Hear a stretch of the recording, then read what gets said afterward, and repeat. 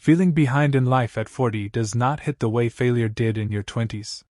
Back then, everything felt temporary. A bad job was just a phase. A wrong turn still felt fixable. You had time as emotional insulation. At 40, that insulation is gone. The same setbacks hurt more because they feel heavier, more permanent, more personal. You are not just disappointed in an outcome, you start questioning the story of your life. And here is the part nobody says out loud. The pain is not coming from your situation. It is coming from comparison. Psychologist Festinger showed that humans do not evaluate themselves in isolation. We measure ourselves against the people around us. At 40, that comparison pool changes. Friends look settled. Careers look defined. Families look established. Even if those images are incomplete, your brain treats them as evidence. Evidence that you are behind. Developmental psychologist Erikson described midlife as a stage defined by contribution versus stagnation. In simple terms, the mind starts asking a brutal question: am I building something that matters, or did I miss my window? That question is not neutral. It is emotionally loaded. It turns ordinary struggles into identity-level doubt. This is why the hurt feels sharper now. Not because you failed more, but because the stakes feel higher. And here is the dangerous part.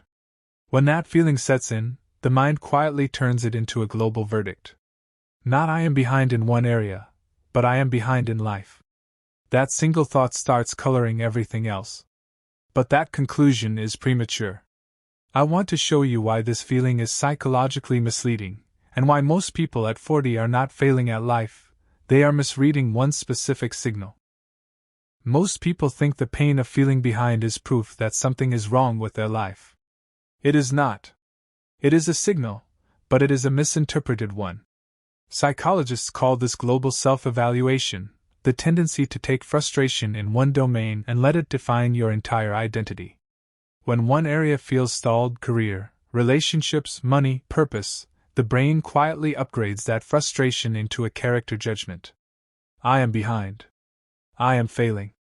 I wasted time. But research shows that this reaction is not accuracy, it is compression. Clinical psychologist Dweck found that people under perceived pressure default to fixed interpretations of themselves. Instead of seeing a situation, they see a verdict. Instead of seeing a delay, they see a flaw. At 40, the pressure is amplified because society quietly introduces an invisible deadline. There is no contract. No announcement. But it is everywhere. By this age, you are supposed to know who you are. Supposed to be stable. Supposed to be ahead. Here is the truth most people miss. The brain confuses unfinished with failed. Developmental research shows that adult life does not move in a straight upward line. It moves in waves. Plateaus. Pauses. Realignments. What feels like falling behind is often a transition phase, but transitions do not feel productive while you are inside them. They feel like loss. This is why comparison becomes so dangerous at this stage.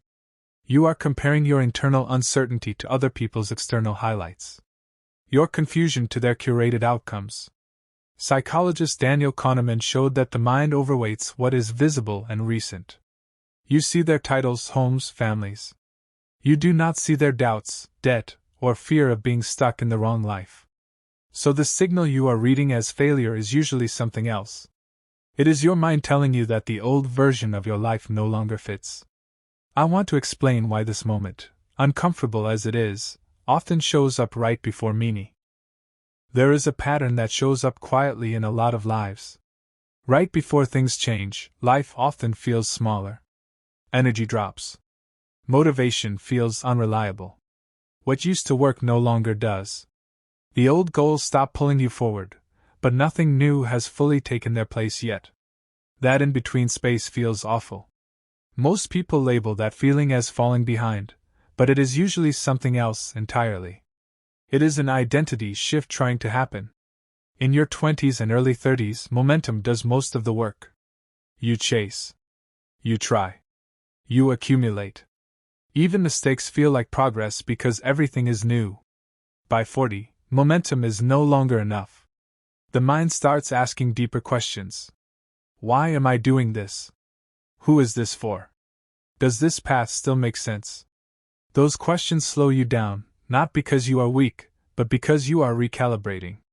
The problem is that recalibration looks like stagnation from the inside. You feel less certain, so you assume you are regressing.